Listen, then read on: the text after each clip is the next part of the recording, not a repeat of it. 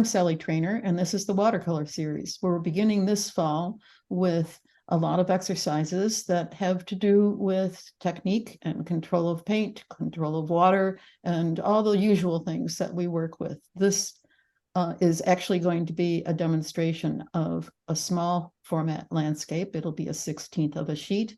The colors we'll be using are Antwerp Blue, Permanent Rose, and New Gamboge.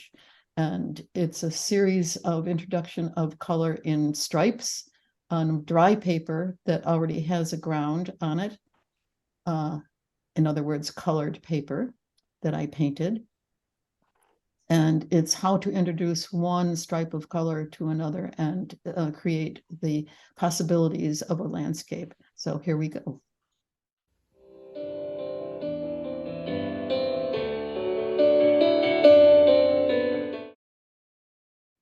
The landscape conventions have to do with distance and how you replicate that for the viewer and make them know where things are in space. And so just for review, the farthest far is the least detailed, the least bright, the least, let me see. Oh, the value is lowest, all those things. So let's start with, and the least intense. So we don't want anything that is going to, because in reality, because between us and objects in a landscape that recede in distance, there is particulate matter in the air that reduces all those things. We can't see as well things that are far away. It's not just our eyesight. So let's get a low intensity. Let's go with a low intensity violet. So here's our blue, and here is our permanent rose. Kind of a nice violet. Do we want to warm it up a little bit? Maybe even a little bit more. Okay, this is not a very saturated puddle of color. You can see that its value is going to be not a lot. So let's enhance the sky a bit first. And the sky is going to have bits of formations, little dry brush.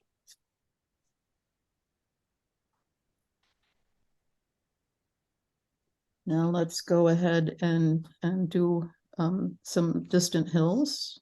So we'll start with this.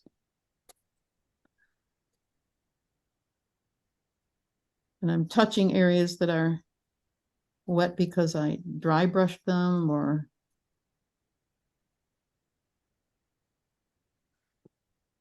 and I keep forgetting always when I'm painting with all my lights on how quickly things dry. I've touched wet areas, and so the tops of my hill here and there, and I'll do this again.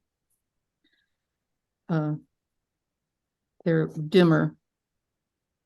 And when I touch them with water now, I get a reverse bleed into the hillside. All right, next, let's see. We can grab some kind of warm green here. Again, touching the edge of the base of the hill so it runs in. And that's a low intensity yellow green. So here is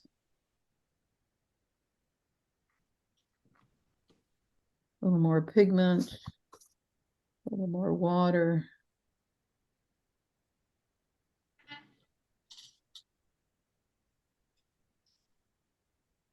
You can see that I didn't make this a straight line. Now let's go to a yellow.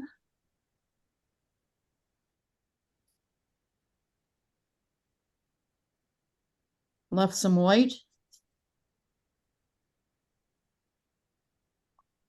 Come in with some red. I don't need a lot of value anyplace here.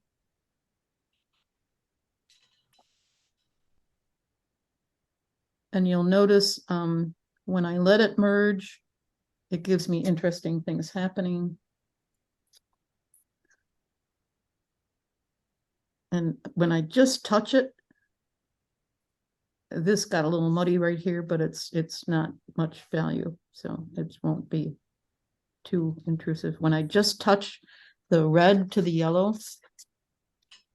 it bleeds up into it. And always remembering that I have to be very careful that this is not going to dry out on me, because it will. Now that's kind of a bright red, and I don't like that especially, so I won't do a lot of that. But let's now get some. This is green mixed with the red, and it's lowering the intensity of that red. Let's come back into that area and put some of that in. Again, I'm not painting this on, I'm dropping it. So it's already changing what's there to not be quite so bright, because where it is in space, we wouldn't see it that way. We wouldn't see it as bright. Let's come back with some yellow. I'm always blotting my brush to control the water that I'm introducing to what's there. Again, I'm leaving some areas blank. They could be puddles of water, or I could get rid of them in a while. Who knows?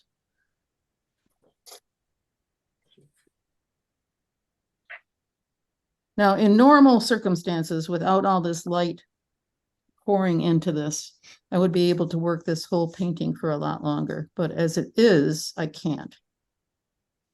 Is that dark red or green? Now it's green. I know it's way, way darker what you can see than what I'm actually doing.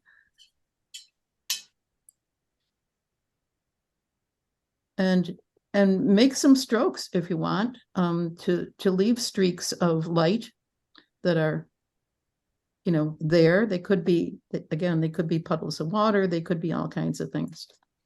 I don't like what's happening right here, so I'm going to thirsty brush it away. Now remember that a thirsty brush has limited amount of water, so it will act as a wick to take excess water out. I'm already kind of liking what's evolving here, because I've made things kind of interesting as I come forward. And now I can actually, we're going to pump up that green. And I'm going to come into that real pale green. I can brush it on where it's just green. Where it meets something else, I have to drop it on.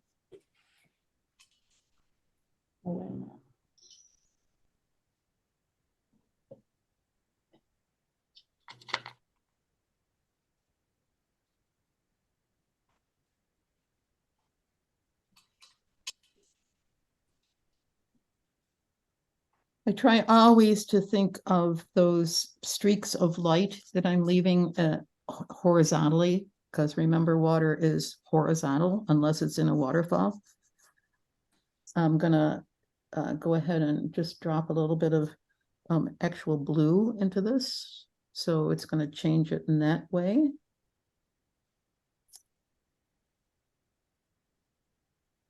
And it'll turn into some other kind of suggestion that it might be.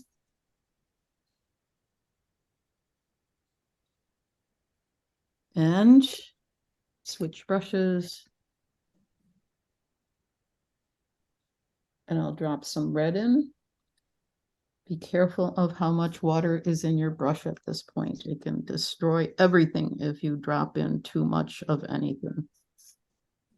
So now this part that is red, I'm coming back in and dropping, some brushing, some dropping. Let's turn that into a purple. Let's see. I already had some purple going, but we'll add to the puddle. Ooh, that's a nice color. Let's see what happens there. Again, I'm dropping this color in. And I'm getting, it's right in the middle of that purple. So I'm getting a new plane that is seeping up and seeping down. And again, interesting things happening. I'm going to take that same color because we're trying to do some share color here. I'm going to drop some in down here. And because I'm dropping it in, it's moving that green out of the way instead of mixing with it. If I painted it on, it would turn into mud. If I drop it on, it pushes the green out of the way instead of mixing. So there's no merge there. And while it's not exactly the same color as where I dropped it into the red, it's nevertheless a purple that I have now introduced to this plane. And I'm not going to do it all the way across. That's boring.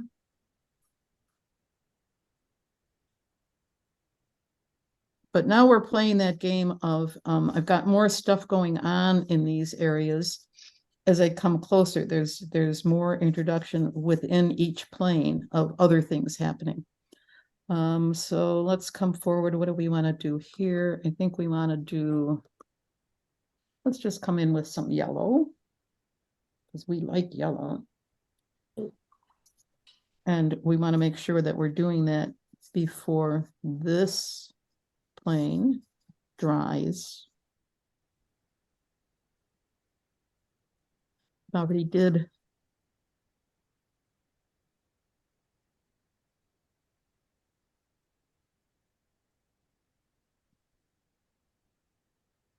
Now I'm kind of mixing a low intensity green to start adding here.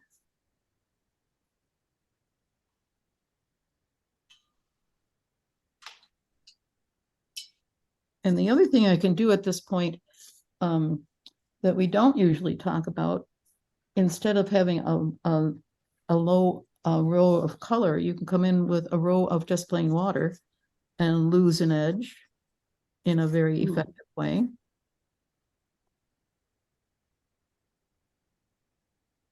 And it starts to look like reflections in a pond.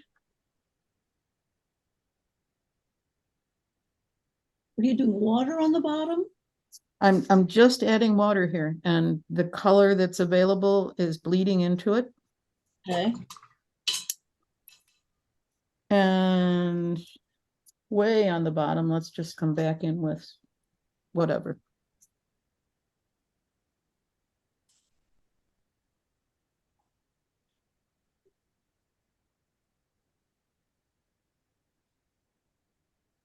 And true to form, with all this light, I already have a hard edge there, which I don't want. And I'll just get rid of that. Turn it around. Touch that with just plain water, let it bleed up into it. Don't do it all the way across. You get a much more interesting piece of whatever. And now you can come back into that row, which is all of a sudden started to be much more interesting than it was. And don't forget to blot your brush, which I just did.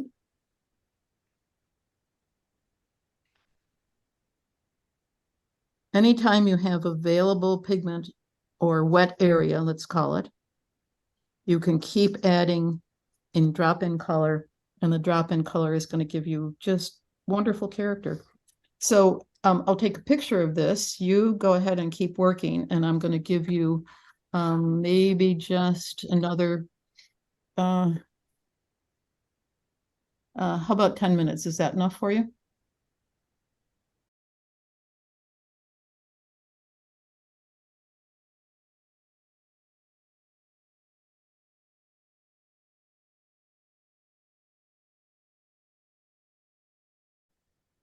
The white spot in the middle.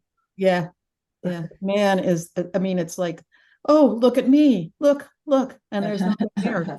It isn't. So I have to do something about that. I've already I've already realized for myself that that is not going to work at all. The other thing that I don't especially like is this area right here. It's not serving me. It's too big for where it is in space. So I'm going to have to do something about that. I'm going to have to cover it up. I'm not going to do that today. But let's start with the big no-no, the big error. And I'm going to do that positively with lost edges. So everything's dry again. I'm going to come into that way up on the tip of my brush. And I'm doing a ligature now, connecting that space.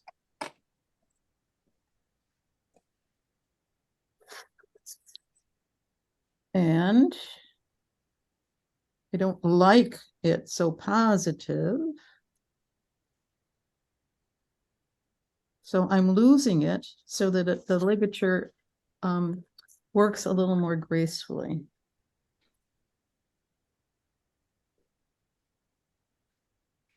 Losing both edges. I'm doing that with plain water, and I'm introducing the water to the painted area so that, and I did it top and bottom, so that I am now in a little more comfortable position. I see I still have to add some value here to make it work with its fellows. And I want that a little pinker.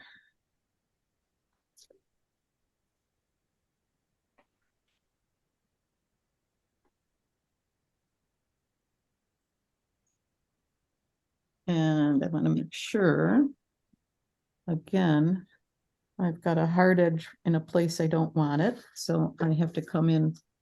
Remember, it's water to the pigment. You start away from the edge that you want to lose, and then you introduce the water to the pigment and let the pigment flow out. Yeah, that worked. I can now that that's wet, I can continue to introduce a little more color, and I can even come in just with some blue to change it. And I can wet that whole row now. Again, very gently.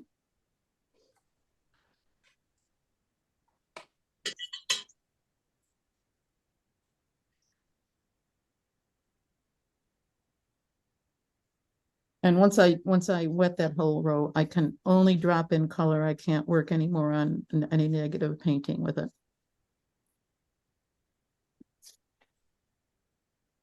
But I don't know if you can see how dramatically that starts to change things.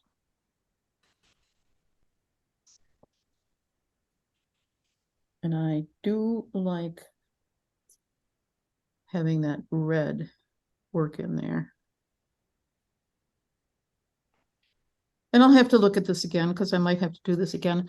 But I can continue to do layers of drop-in painting that remain transparent and the mixing is not happening on the painting itself. It's just new transparent color on top of what's there. And again, I'll take pictures of this and post them. So that's, we mostly got rid of the big problem in this, the bullseye in the middle of the painting. But the other bullseye is this one.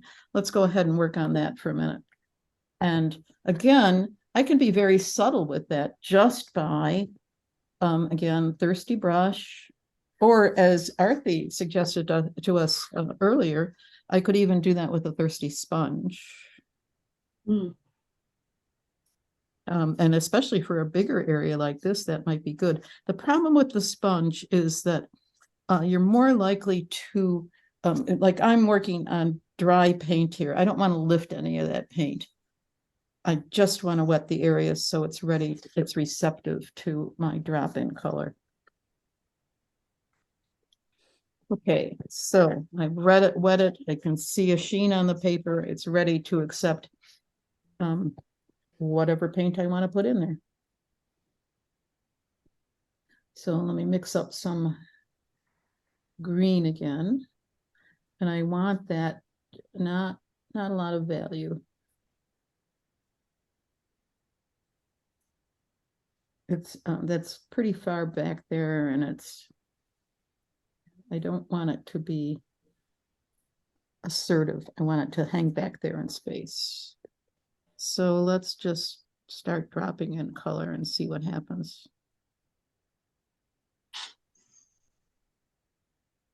It's pretty wet, so it's spreading a lot. So I have to come back in. It's already better. You can't really see it yet, but again, I'll take a picture of it so you will be able to see it.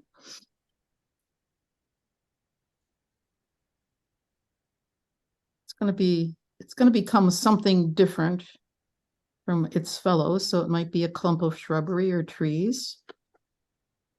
And I'm just letting it flow through the water, but I've limited it because of where the water is. It'll stop when the water stops. Let's just change that green a little bit.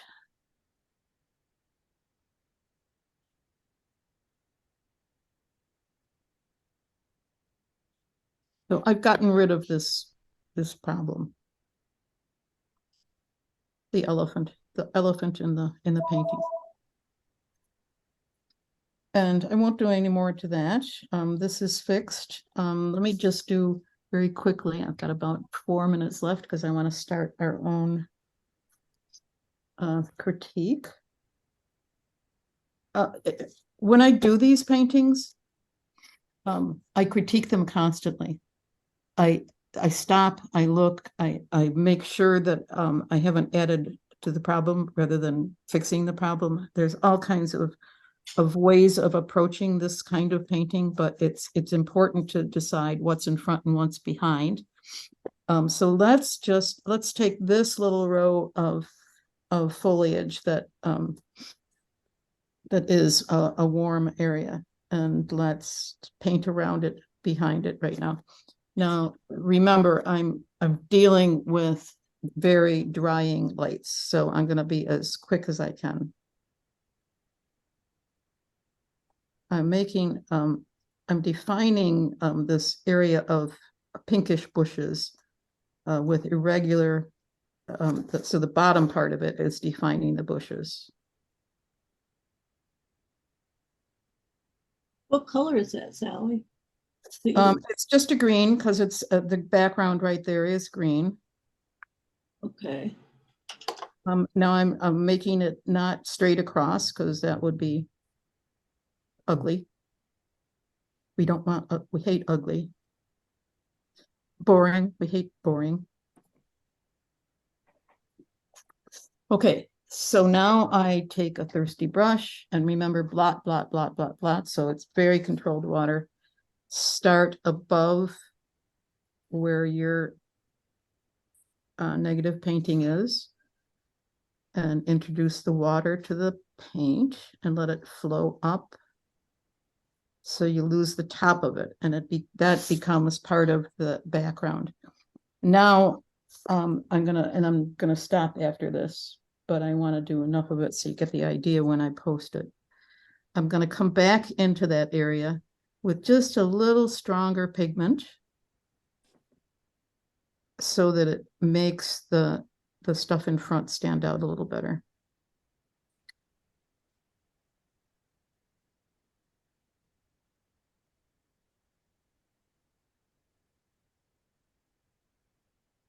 And if I do work on this during the week, and I'll try to leave some of it left, I'll take interim pictures so that you see it at each stage.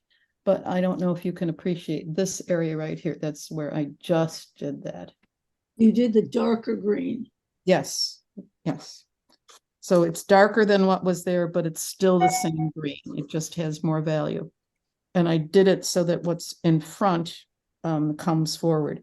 that's very light, so it's going to take more to make it into real things. I'm going to have to do some negative painting at the bottom of that. I can do a little of that. Let's see. To define maybe some little branches or trunks.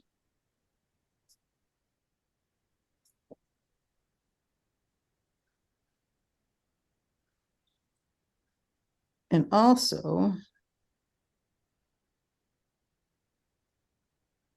that's a shoreline. I know you're thinking, what is she imagining?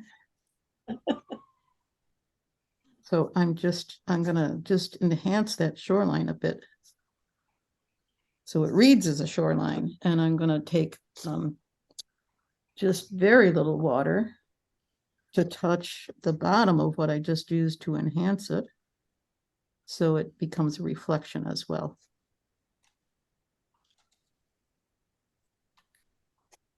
Okay. Enough of that. Let's go. This is the area that we worked on already, and we've got some little bit of detail that I've started to define things. So let's just do some more of that, and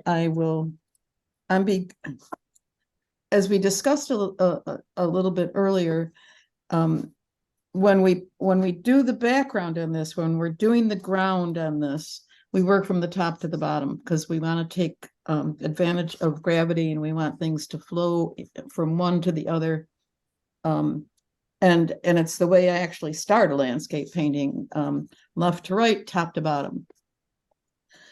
But then when we come in to start detailing it, we start at the bottom and the middle, because those are the places where it is going to be detailed, that we can see detail. So let's just try another little section that will benefit from that.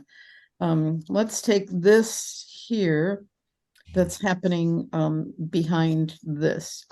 So let's first of all, let's define this area. So at the bottom of this rosy place right here, and let's do it with some green on top of that. And I've blotted my brush.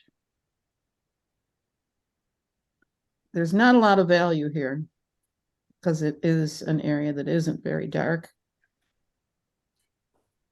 but it is a different color on top of the rosy part.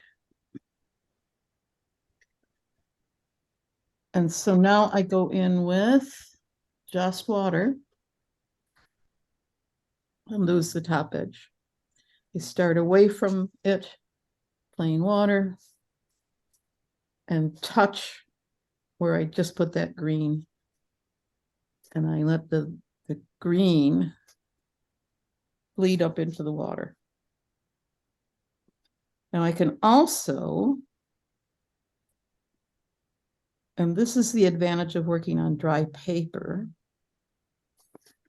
I can add to that area that is now green on top of purple by just dropping in more green, and it'll change the value, but it also will change the color, because now I'm working transparently, because that's what we do, but I'm taking advantage of dropping in color into a wet surface and letting it bleed and do its thing. And I don't know, can you see what's happening with that? I'm defining a bunch of grasses that are pink, and I'm defining behind them an area that is green, but it's green on purple, so it's maybe the foliage of that area of plants that have that rosy glow. And I'm making strokes now that are grassy strokes, but they're behind grass rather than grass themselves. And I'm using that wet area, and I'm dragging wet out of it with pigment. And I'm making a new mass that I'm doing very gently. It's not terribly assertive. You just make sure it's wet enough. This is why when you do that wet area into which you're going to let your new colors bleed, your negative painting, you wet far, far away, not just next to it, because you want the color that you're introducing now to only have one edge. You want only the part that butts the dry part. You want only that part to be able to settle in and be a shape. You don't want a second shape at the end of the bleed. So lots and lots of water so that it becomes not a halo, it goes out beyond. So I'll take a picture of that in a minute, but I'm going to do the same thing down on the other side where it bleeds into an area that is, and now I'm back on total dry paper. Right.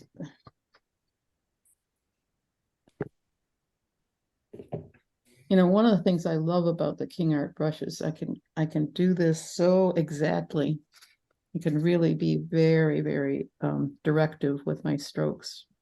So now I'm going to come to the bottom of that and the top of what's below it. And I may or may not, maybe they'll just be strokes in both directions. Maybe I'll lose some of that. But now I'm doing another tier of these lateral planes, things all where they are in space together. Okay, now I've developed some strokes here that they're some things are in front and some things are behind. So this kind of painting, once you get into a rhythm of it, it's very pleasing to me. I like to do this.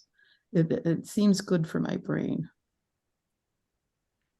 Do you have a mental image of what you're doing in terms of what you're creating there? I do in some ways, and it's you know, part of it is just experience, but part of it is let's define that a little better. A lot of it has to do with when I make this kind of stroke, and I'm quite careful with it, it creates the illusion of a detail that appears to be something I want to have happen. And it's important to know you know, that you pay attention to what happens when you make these strokes. Right now I'm dropping just plain blue into those wet strokes. And so they're changing a bit, getting some nuance to them. I have done this so many times that I know I can make a little puddle of grass by painting negatively around that grass. But let's do something that's a little different now. We're going to do some positive painting.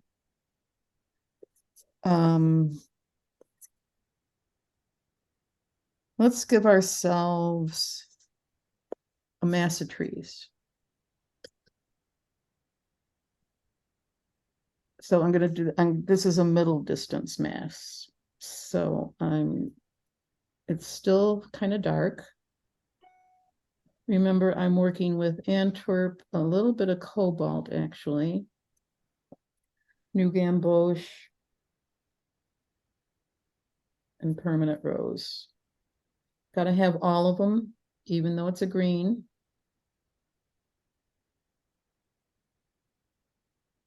If you don't have the red in it, it'll be too bright. But I'm still staying relatively light in value. So here's my puddle, and it has to have all three. Has to have all three. So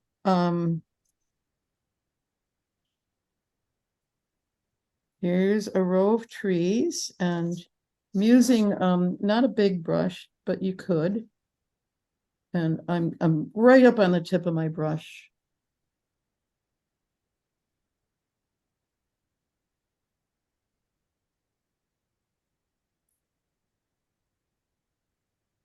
And I'm not blotting my brush because I want to be able to move this paint around.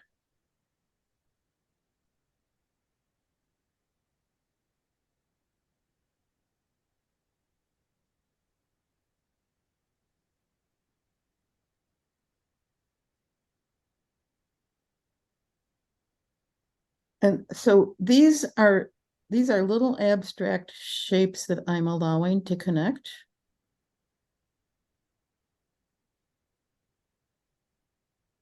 I'm working against an area that I had already painted green, so I'm green on green.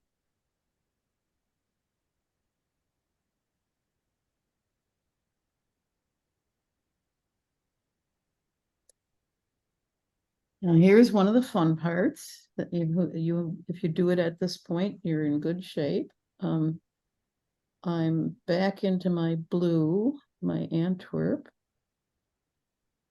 mixing a corner of the puddle of green I've got going. And I'm going to drop some of that into that wet green paint. So now I'm getting a blue glow to it, which is very pleasing because it's shared color and it's part of what's going on.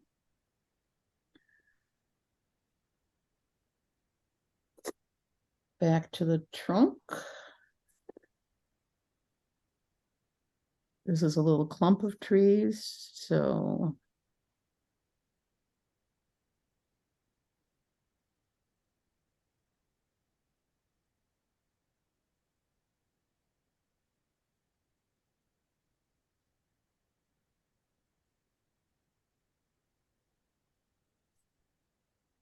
some of these trunks start in different places. It's a little copse of trees. And I'm starting the trunks in different places because variety is better than little soldiers standing in a row.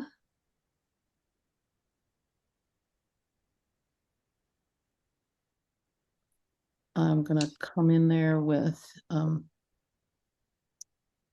just some dampness. So wet brush, just plain water to let those bases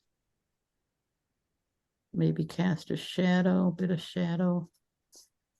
And now we've got a ligature between that area and this area.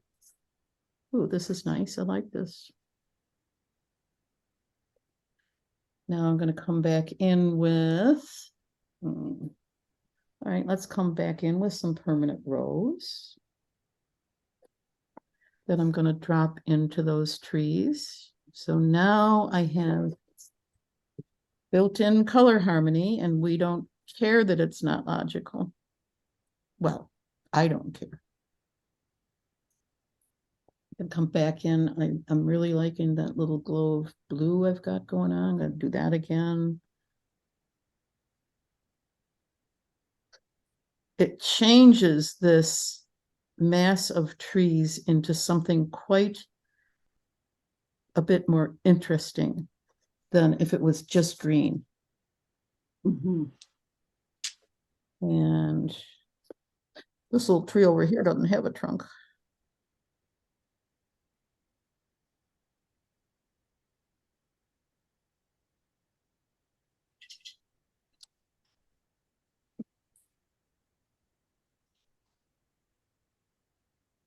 Again, I'll take a picture of this and I'll clean this up. But what I want you to do while you're waiting, and I'm not going to finish this. I will finish this off camera unless you want me to keep working on this, but we have Apple business today. And the Apple business is something that you can also do on your own.